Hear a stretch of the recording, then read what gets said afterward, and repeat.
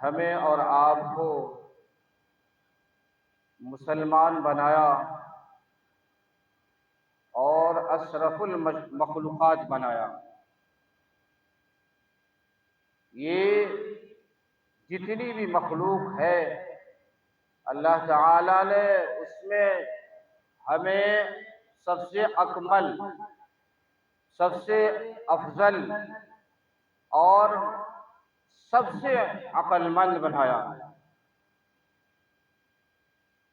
اور یہ کیوں بنایا؟ یہ اللہ نے ہمیں یہ فضیلت کیوں بخشی؟ اور اس میں بھی اللہ تعالی نے ہمیں علم کی وجہ سے، اور انسان کو اللہ تعالی نے علم وافر عطا فرمایا، علم وافر اور عقل وافر عطا فرمایا۔ حالانکہ جتنی مخلوق ہے سب کے اندر اللہ نے علم رکھا ہے، لیکن انسانوں کے اندر علم وافر، عقل وافر، اللہ نے جتنی مخلوق بنائی ہے سب کے اندر اللہ نے علم رکھا ہے، سب علم سے آراستہ ہے۔ لیکن اللہ نے انسان کو جو یہ فضیلت، یہ فوقیت صرف اور صرف علم کی وجہ سے عطا فرمایا۔ اس کے علاوہ جتنی مخلوق ہے سب کو اللہ تعالی علم عطا فرما دیتے ہیں۔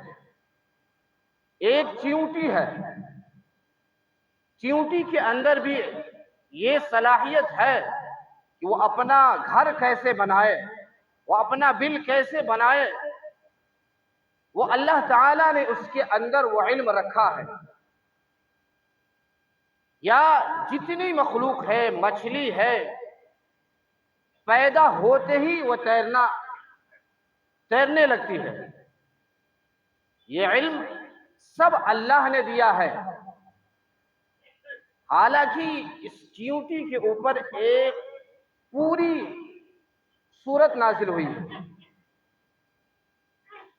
حضرت سلیمان علیہ السلام کا واقعہ بھی ہے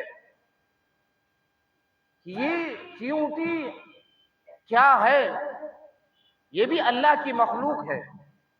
حضرت سلیمان علیہ السلام اس کی بولی کو بھی سمجھتے تھے، اس کے آواز کو بھی سنتے تھے، لیکن یہاں وہ بات نہیں کرنی ہے۔ یہاں بات جو ہمیں کرنی ہے یہ علم کے اوپر۔ اللہ نے ہاتھی کے اندر بھی علم رکھا، یہ سب علم ان لوگوں نے کہیں سیکھا نہیں ہے، لیکن انسان کے علم کے لیے اللہ نے مشقت رکھا ہے، پریشانی رکھا ہے تاکہ محنت کرے۔ لیکن اس سے کے علاوہ جتنی مخلوق ہے اس کے لیے اللہ نے نہ کہیں علم سیکھنے کے لیے بھیجا، نہ کوئی اس کو علم سکھایا، بلکہ اللہ نے اس کی طرف وحی کر دی۔ ایک انسان گھر بناتا ہے، گھر بنانے سے پہلے کتنے انجینئر کو نقشہ بنانے کے لیے بتاتا ہے کہ کہاں کیا چیز لگے گا، گیٹ کہاں ہونا چاہیے، اس میں کون سا کھڑکی لگنا چاہیے، یہ سب بتاتے ہیں انجینئر، تب جا کر ایک گھر تیار ہوتا ہے۔ لیکن اللہ نے اسی چیونٹی کو یا اس کے علاوہ جو بھی مخلوق ہے اس کو اپنے گھر بنانے کے لیے علم سیکھنا نہیں پڑا، اس کو کہیں مدرسے میں جا کر یا کہیں اسکول میں جا کر یا کالج میں جا کر کہیں علم سیکھنے کی ضرورت نہیں، لیکن اس کے علم میں اور ہمارے علم میں بہت فرق ہے۔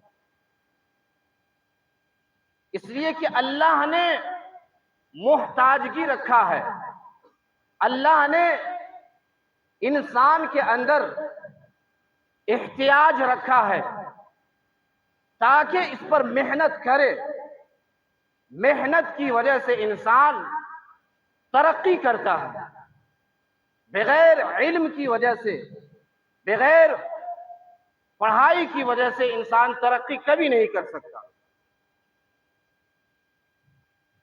اور ترقی کا زینہ بھی یہی ہے کہ انسان کو جب ترقی کرنا ہے اس کے اندر علم ہونی چاہیے.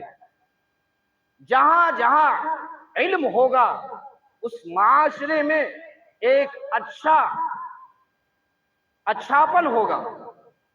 علم نہ ہونے کی وجہ سے معاشرہ برباد ہوتا ہے، معاشرے میں برائی ہوتی ہے، معاشرہ تباہی کی طرف جاتا ہے. لیکن اگر ہمارے اندر علم ہوگا، علم کی صلاحیت ہوگی تو ہم اچھائی کی طرف لے جا سکتے ہیں. ہمارا معاشرہ ایک نمونہ معاشرہ ہوگا. لیکن آج ہمارے اندر علم ہے نہیں، اور نہ مسلمان علم کے اندر بہت ہی پیچھے ہے. ہاں دین کا علم ہو یا دنیا کا علم ہو، دونوں علم میں مسلمان پیچھے ہے.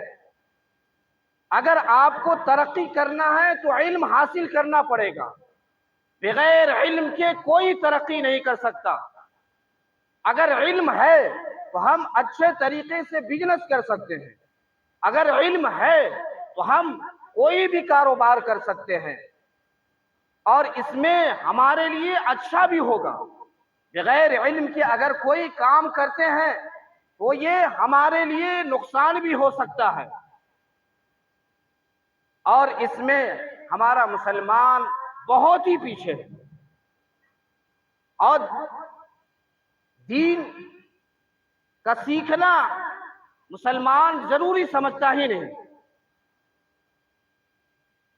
حالانکہ ہمیں اگر ترقی کرنا ہوگا تو سب سے پہلے ہمیں علم دین حاصل کرنا پڑے گا.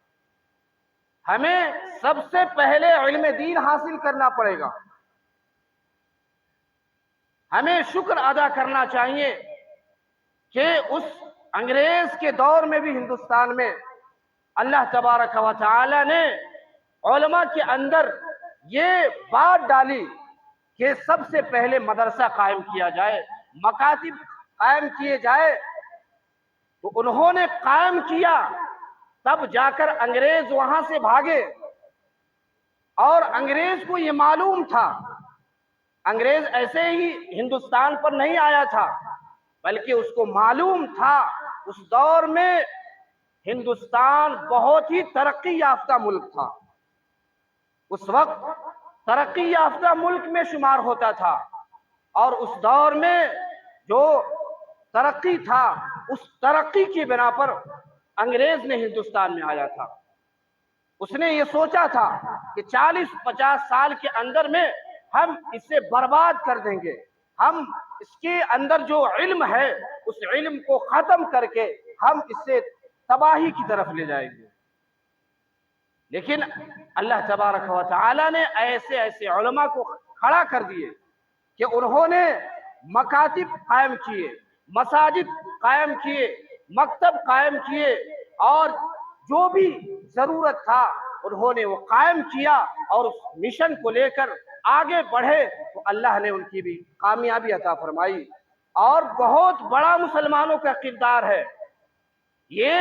ہندوستان کے اندر شروع سے لے کر اور 800 سالہ مسلمانوں نے حکومت کی ہے، اور اس دور میں یہ حکومت اس بنا پر تھا کہ اس کے اندر علم تھا، دینی علم تھا، دنیاوی علم تھا. لیکن آج کل لوگوں نے یہ غلط افواہ پھیلا دیا ہے کہ جس دور میں مسلمانوں کی حکومت تھی اس دور میں صرف دینی علم تھا، دنیاوی علم اس کے اندر کوئی نہیں تھا. یہ غلط ہے، بلکہ سب علم ان کے اندر موجود تھا، تب جا کر ملک ترقی کیا تھا. کوئی علم کے بغیر کوئی ملک، کوئی معاشرہ ترقی نہیں کرتا. جب تک ہمارے اندر علم نہیں ہوگا ہم معاشرے کو سدھار نہیں سکتے. اس لیے سب سے پہلے ہمیں علم حاصل کرنا پڑے گا. علم ہوگا تو ہم کتنا ہی گرا ہوا معاشرہ کیوں نہ ہو ہم بدل سکتے ہیں، ہم اس کے حالات کو بدل سکتے ہیں، بغیر علم کے ہم بدل نہیں سکتے۔ حالانکہ لکھا ہے کتابوں میں کہ یہ مسلمانوں کے زوال کے دن کیوں آئے، یہ مسلمان اتنے تنزل کی طرف اتنے نیچے کیوں گرے؟ تو اس کا سب سے بڑا وجہ یہ ہے کہ علم نہ سیکھنا۔ مسلمان نہ اپنا علم سیکھتا ہے، نہ دنیاوی علم سیکھتا ہے، اور یہ علم ہمیں پیسے کی طرف نہیں لے جاتا۔ دنیاوی علم اس لیے سیکھا جاتا ہے کہ ڈگری حاصل کر کے پیسہ حاصل کیا جائے، پیسہ کمایا جائے، لیکن دین کا علم سیکھ کر یہ ایسا نہیں ہے کہ اس سے پیسہ کمایا جائے، بلکہ اس کا مقصد یہ ہے کہ معاشرے میں کیسے سدھار ہو، ہمارا مسلمان بچہ اللہ سے تعلق قائم کرنے والا، اللہ سے لو لگانے والا کیسے ہو جائے۔ اس علم کا مقصد یہ ہوتا ہے، اس علم کا مقصد دنیا کمانا نہیں ہوتا ہے، اس علم کا مقصد صرف معاشرے کو اللہ سے تعلق جوڑنا، معاشرے کے اندر جو برائی ہے، معاشرے میں جو تباہی ہے، اس کو ختم کر کے اللہ کی طرف، اللہ سے لو لگانا، اس علم کا مطلب یہ ہوتا ہے۔ لیکن مسلمان